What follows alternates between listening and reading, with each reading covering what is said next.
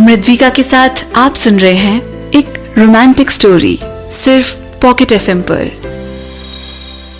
Miss Anushka, जब मैंने सुना कि मैं आपकी कंपनी से एक आर्किटेक्ट से मिलने जा रहा हूं, तो मैंने सोचा कि मैं एक आदमी से मिलूंगा।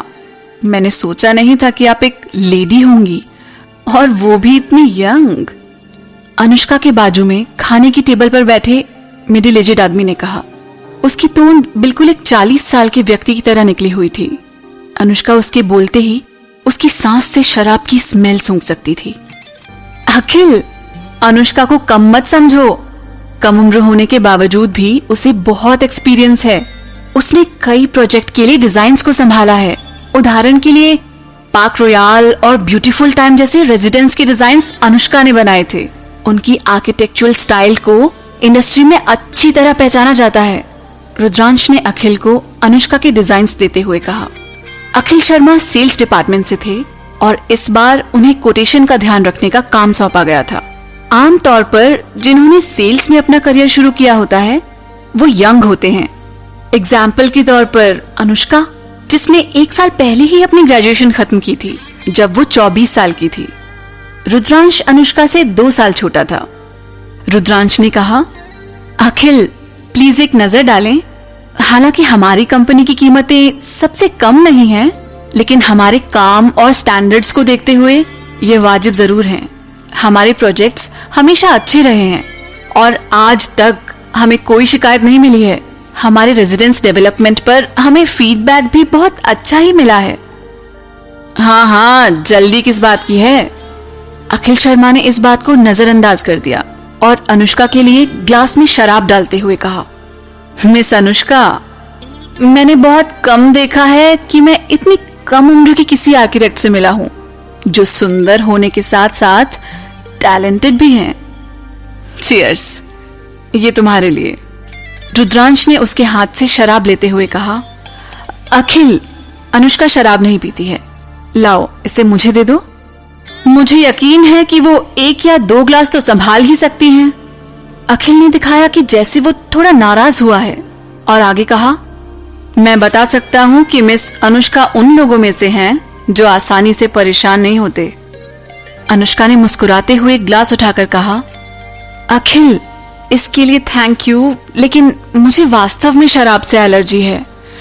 मैं 1 या 2 ग्लास तो बर्दाश्त कर सकती हूँ, लेकिन उससे ज्यादा नहीं।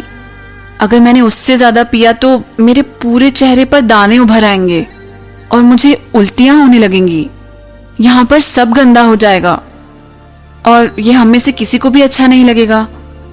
अखिल ने खुशी से कहा, हाँ, बस ये ले लो। अनुष्का ने उसे एक शॉट में ही पी लिया। अखिल ने काफी खुश होकर कहा, वाह मिस अनुष्का, इतनी समझदार होने के अलावा आप इतनी यंग और सुंदर भी हैं। क्या आपका कोई बॉयफ्रेंड है?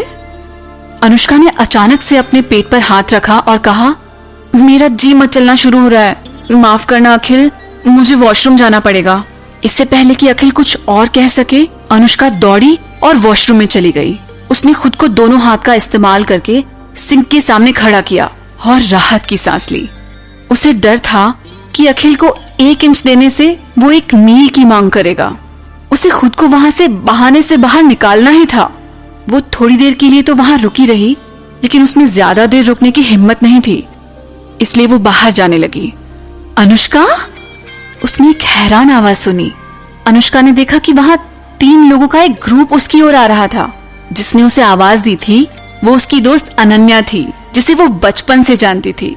जब से अनुष्का का परिवार दिवालिया डिक्लेयर हुआ था, वो बस कुछ लोगों के साथ ही कांटेक्ट में रही थी और अनन्या उन्हीं में से एक थी। बाकी के 2 लोग भी उसके जान पहचान वाले ही थे, लेकिन वो ये याद नहीं कर पा रही थी कि वो कौन है। अनुष्का, क्या ये वाकई तुम हो? अगर अनन्या ने तुम्हें आवाज नहीं लगाई होती तो मैं तुमको पहचान ही नहीं पाती, उनमें से एक ने कहा। मुझे याद है कि हाई स्कूल के दूसरे साल में आपके परिवार को दिवालिया डिक्लेयर कर दिया था।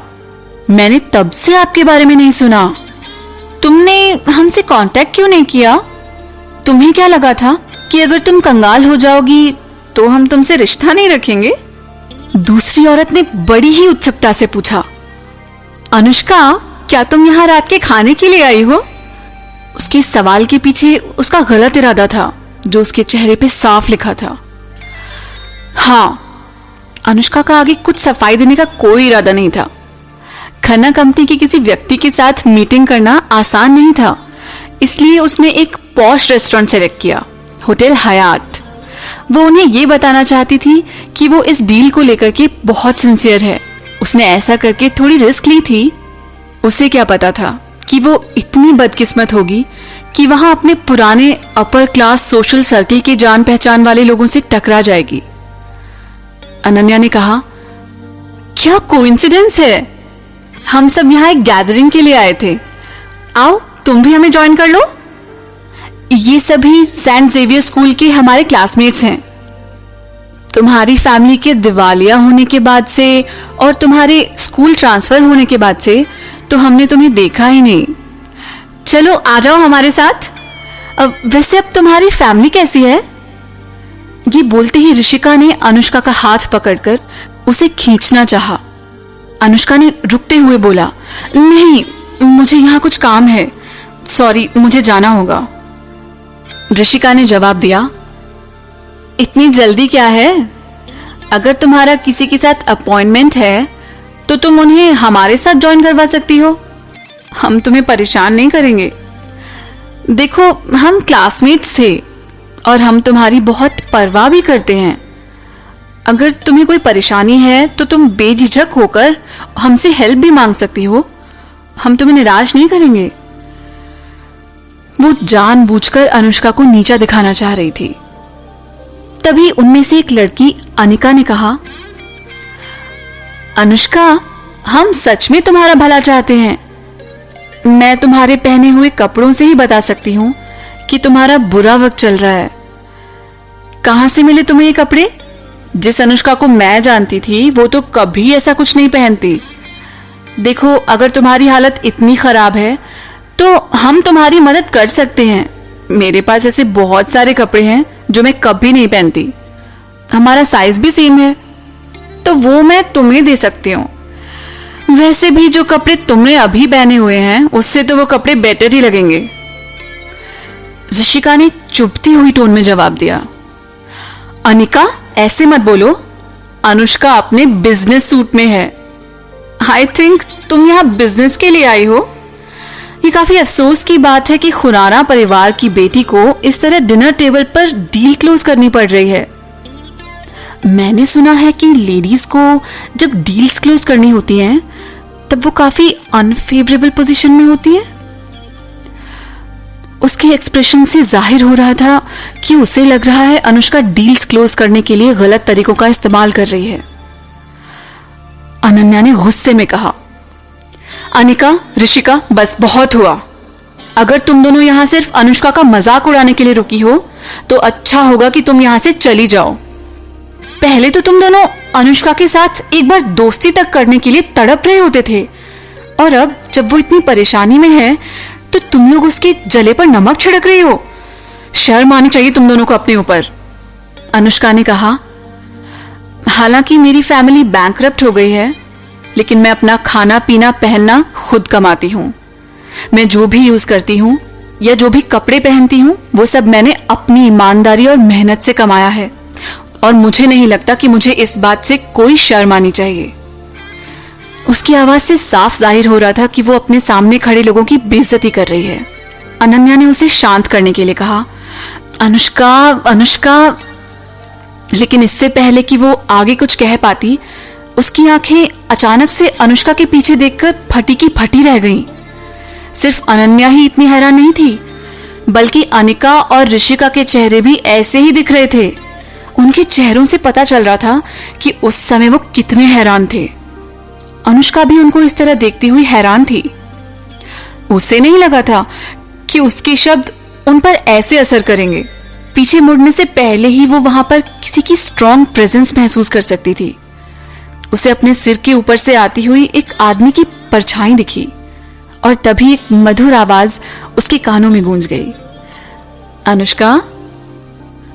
वो सॉफ्ट आवाज धीरे धीरे अनुष्का की तरफ बढ़ रही थी। अनुष्का, इससे पहले कि वो कुछ जवाब दे पाती, उस आदमी ने पीछे से आकर उसे होठों पर चूम लिया। हालांकि वो एक फ्लैश की तरह एक पल में ही उससे अलग हो गया था, लेकिन वो उसकी शक्ल देख सकती थी। तभी उस आदमी ने कहा, तुम्हें इतना टाइम कहाँ लग गया? मुझे तो लगा कहीं तुम किसी मुसीबत में तो नहीं फंस गई। उस आदमी की आवाज काफी जानी पहचानी थी। अनुष्का ने सरप्राइज होकर ऊपर देखा।